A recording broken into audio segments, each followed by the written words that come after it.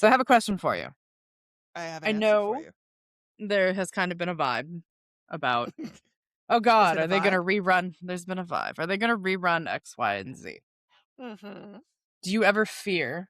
Do you have the FOMO that they aren't going to rerun something? 'Cause I had to manual during the stream. Hmm. Uh, do I? Yeah, it's not so much do I fear whether or not they're gonna do it. I have a fear of, are you gonna rerun me in the middle of things that I'm trying to save for present day?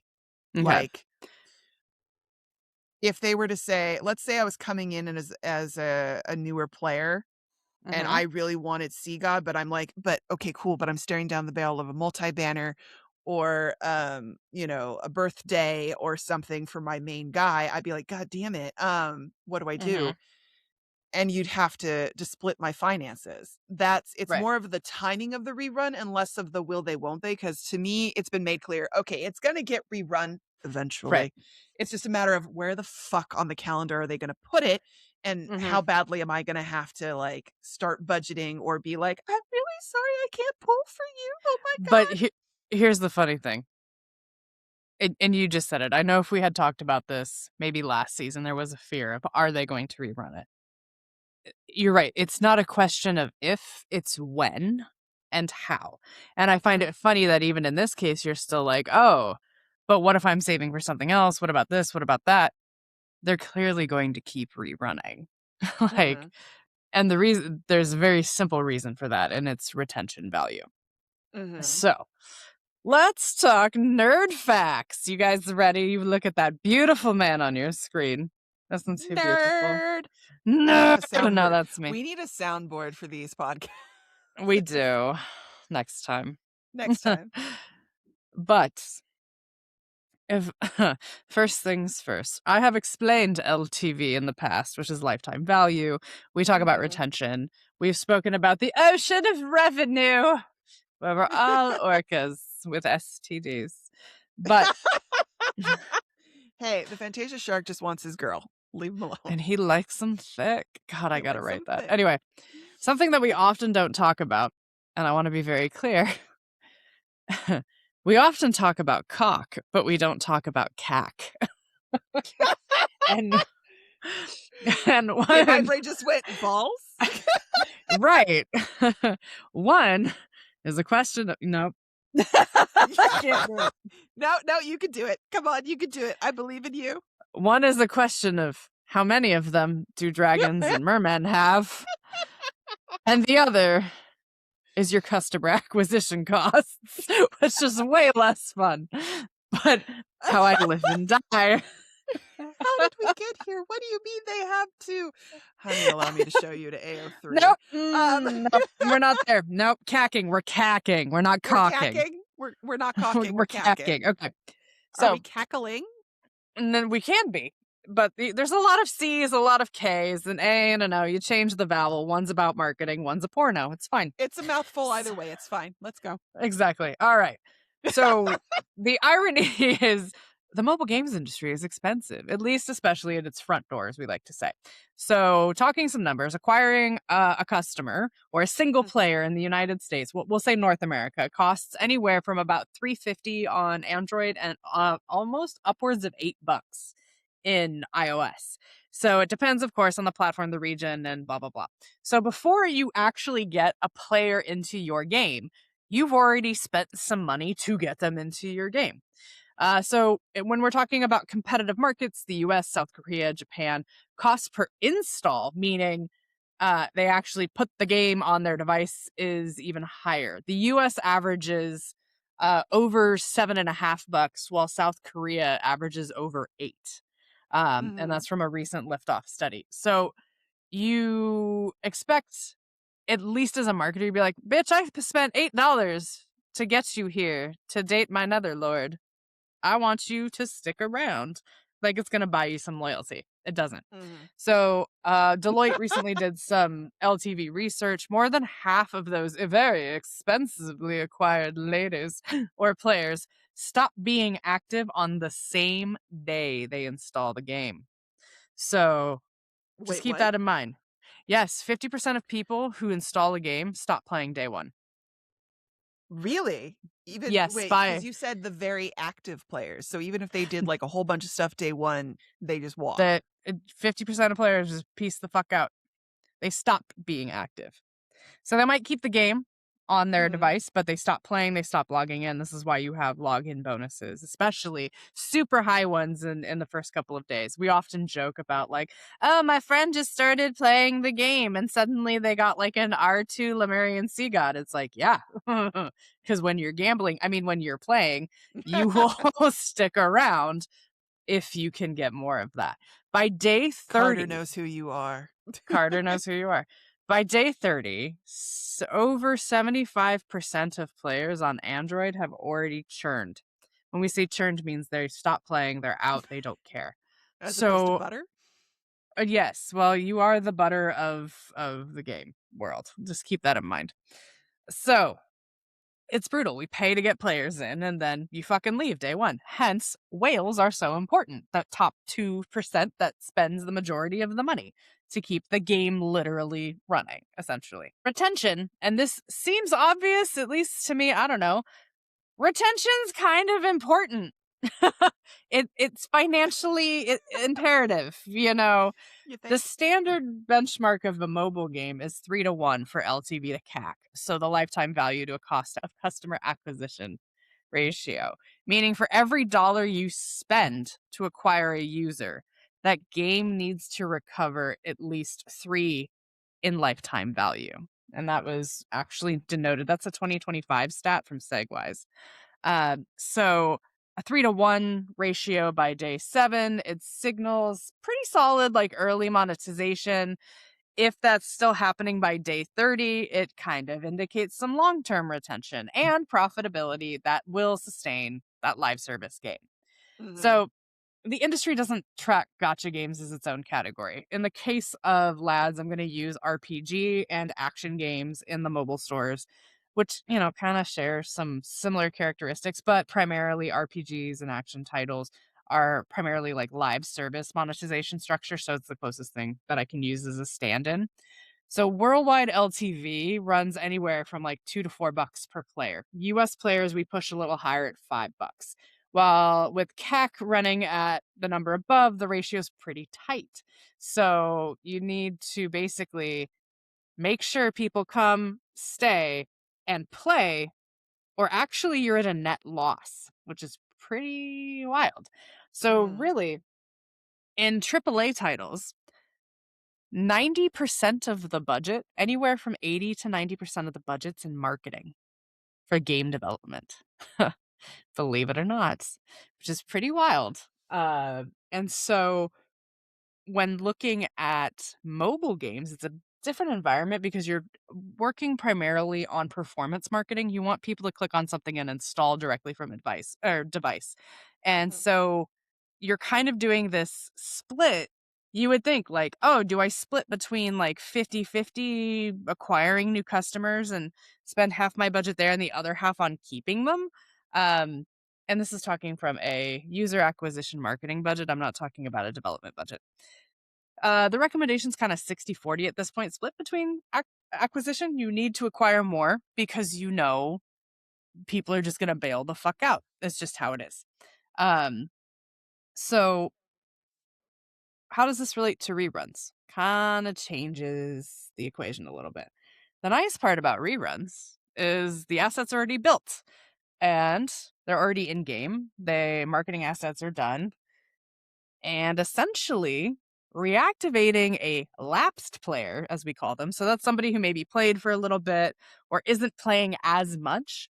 Um, it's so much cheaper to get someone who's already got a game installed to come back and play. Same idea in AAA. There's a reason that we're on Final Fantasy 16 when in reality it's like Final Fantasy 30. It's so much easier to be like, oh, you played a Final Fantasy before? Come on down, play another one. You're more likely to play it. So rerunning or returning banners, basically, it costs a fraction to reacquire a customer or a player through paid user acquisition. So basically, every lapsed player who comes back for a rerun is one fewer $7 plus install that you need to buy. Instead, I just need to be like, oh, cool, you're already here. Let's do it. Like, game developers, we've pretty much we've mapped the retention toolkit pretty well. We know Mhm. how to get you here. We know how to keep you. Ha ha ha ha. What I thought was super funny, I keep citing Deloitte just because they publish a lot of their studies so I can show them to people. It's like, no shit, Deloitte, thanks. But if you don't know this, if you're a game developer and this is a shock to you, I really need you to go back and look at some of your game mechanics, okay? LTV is directly tied to the longevity and frequency of player engagement. Like, people are gonna stick around when they can do stuff. Makes total sense, I feel like. So today, I believe it was, we launched, or yesterday, the new Boing Boing game or whatever, Mhm. that was launched. And I did see some people in the subreddit who were like, oh, we're getting way less free stuff, and this is kind of boring, and I don't like this, and blah, blah, blah. And it's like, yeah, they want your money. Just gentle reminder. They always want your Or money. they always want your money, or as we talk about the attention economy, they want your eyeballs. Lads does not sell ads in game, which I appreciate as a free to play game. So that's kind of the trade off is they either have to monetize you like literally with money, or they have to monetize you as a consumer, sell your data, use your eyeballs, try and get you to do other things. So just keep that in mind. Now, yes. Question. Mhm. In terms of, the goal obviously here, overarching, what we're discussing is how to get players that have exited stage left to return because it's cheaper to do that than get new That's players part in. 1. But Part 1. yes, the part is getting people to keep playing. Are are we targeting the people who quote unquote left? We mentioned the day 1 players, like 50% exit stage left, cool. But I in don't care my about them mind, because clearly they thought they were getting something. It's like when you watch a YouTube video and you see that the thumbnail and title and go, "Ooh, this looks good," and you get 3 seconds in and you go, "This was not what I was sold." That's what those people are. yes, but the ones that I'm asking about and I'm curious about is do we focus on those who maybe are late stage game? Like, I've done all the things that at this point I'm spinning my wheels, and we're hoping that the reruns get me back because, um, I was not present at that banner, or I didn't Mhm. have the funds at that time to get R3 like I liked, and it's my main dude, Mhm. or are we focusing on people who just maybe, like, walked away for a while? Like, So let me give you the segmentation of why this is happening. okay. Um, so the first part is new players, people who've come in who totally missed the banner, who are like, "Oh my god, I only wish they would rerun Master of Fate." Hint, hint. Which I know they are, but like at some point I'm just waiting. So it's A for people who didn't get him the first time. If you weren't playing the game at that time, yes. Mhm. New players who are in game, who've stuck around, who haven't turned out, it's their opportunity to go spend money or pull or engagement, any of that. So that's part 1. Okay. Part 2, mid-game players like me. I have Lemurian Sea God, but mine is R2. So I'm gonna fucking try my damnedest to try and get him to R3. Great. That's why that mechanic of, oh, we carry over your pity and pulls. So that is, as we were talking about the LTV and frequency of player engagement, that is a trick in the box gotchas that we call it, or in gotcha shops. I'll explain what these are. Uh, Mhm. and the third part being pull milestone rewards. Those are 3 of the best retention mechanics in the game to A, keep players around, but B, also reactivate players. So say you're a RAF girly, you're mid game, you have a bunch of stuff, you like tried your damnedest to get Lemurian Sea God, it didn't happen, or you got like me, you got like an R2 and you want to wrap them up. Oh shit, I only have 20 pulls for my next pity because it carried over from the first time. You bet your bacon I'm going to pull for it. So that's the secondary audience. Tertiary audience, let's say players like you who have everyone 80 and awakened, R3, don't give a damn about. In your case, it does something unique. You said it yourself. I'm saving my diamonds for other things. Mhm. It gives your wallets a break It because they does. know if they squeeze you too much too often, they know everyone has a limited budget wall. So they do have to balance the ability of whales and other people in the ocean of revenue to spend. So in this case, it is giving you a kind of a break, but notice that they did a rerun with a free event. So you have something still to engage with. Yes. So that's like what the three targets are. I would say they're hoping the biggest spend comes out of newer players who did not get the opportunity. Because the idea is, oh, you're new here. We're going to get you to spend a lot more in this instance to get this. And hopefully you're going to stick around longer because you feel invested. It's the sunk cost fallacy. That's why gotcha pity works. That's why that Mhm. number go down, because if you're like, oh god damn it, I already did 50 pulls, just another 20. Sunk cost fallacy right there. Yeah. Already put my time and resources and I might as well do it. Well, the precise wish, I think, is also makes it even worse because Mm-hmm. let's say so you have the precise wish for Sylus and you Mm-hmm. pull and you end up getting one of the other boys, so now you've got your wish point. Yay, you know your card's guaranteed. And then you hit that point where you're like, "Oh, crap. Okay. Yeah, I might as need." well just do it, right? You That's what might they as well want you just to do think. it. Like, Mm-hmm. because 'cause I'm 20, 30 away, I might as well just drop a little extra coin, just go ahead and get enough wishes to clear this out so I can get my guaranteed card that I want. This isn't a 50-50 that we don't know, this is a guarantee, and suddenly the psychology comes in on that. Yep. Right. And if the game can do that to get you to drop just $5 over the course of 12 months, not even, let's Mhm. just say that. That's all you're going to drop. You've already paid for yourself if it took $10 to acquire you and they just made a $50 profit. So, going back to that retention playbook, one of the biggest things that's happening, and I appreciated a fun case study by a company called Liftoff. They were nice enough to reveal some of their data. The biggest things that have like been moving forward across all games are box gotchas. So each pool removes an item from the pool, making subsequent pulls more attractive. Lemonette's Trove. In gotcha shops are like special currencies that are earned through pulls that can be spent in a dedicated shop. Wishing Well. Pull milestone rewards, basically bonuses unlocked after a set number of pulls. So getting a pose, getting an outfit, getting the chest. Mhm. We're used to this in Gacha. You're starting to see this in other like games and things like that. But it's wild to think that like just as a gentle reminder, these three things are the three biggest elements that move the needle in monetization because of all the psychology we just talked about. The system benefits from reruns because reruns bring a fresh audience to mechanics that previously only existed for players who were there at launch.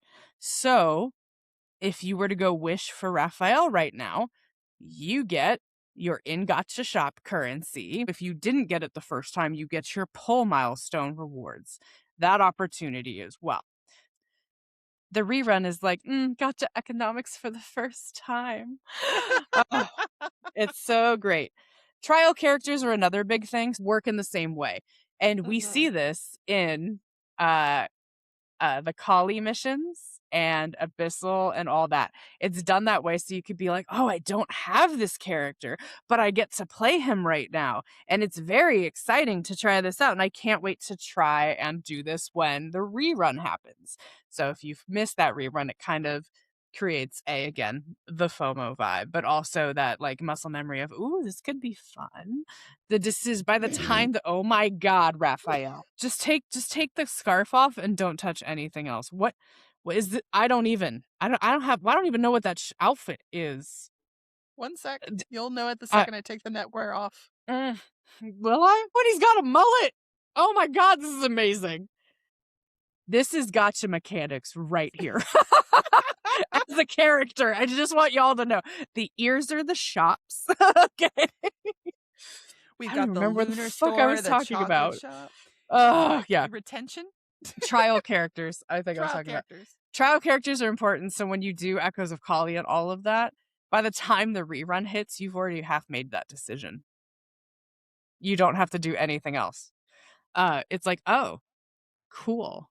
So the last two things I want to mention is just kind of like lookouts in 2026 and to answer some questions that have been asked in other podcasts. There's this concept of rewarded user acquisition is replacing traditional acquisition. So when I as a marketer say traditional acquisition, I'm like, you go click on ad give you link to download. You happy, right? Leave me alone. Like that. Okay. Cherub When we're Satan, talking, hello. it was not Cherub Satan. Could have been. But so, and I'm making a fantastic video on the rest of this about, advertising funnels. I don't know if you guys know this, but the advertising funnel that we still use to this fucking day was developed in 1898. Humans are simple fucking creatures. Okay? It's called the AIDA model or AIDA. It's attention, interest, desire, action. And there's multiple versions of this. Like I said, I'm going to talk about this in a very long explanation of models, funnels, shenanigans. But taking a look at attention, interest, desire, action, and the breakdowns of that, and we can overlap that with engagement and retention models. But when we're getting your attention, so attention economy, all of that stuff, and then we acquire you, generally you're now starting to see ads that are like, watch this ad, get coins, watch this ad, get 10 free wishes, right? Mhm. 82% of mobile developers report that rewarded campaigns outperform traditional UA channels. Rewarded ad impressions grew from only 11.5% in 2024 to 17.7% in 25. That's a big spend. And it's very much the mechanism for this reward is known as live ops. So we talk about a live service game. That's the type of game we're playing. It means it's ongoing and living. Live operations is the people who are sitting there doing limited time events, seasonal challenges, returning content. Reruns are a rewarded user acquisition by another name.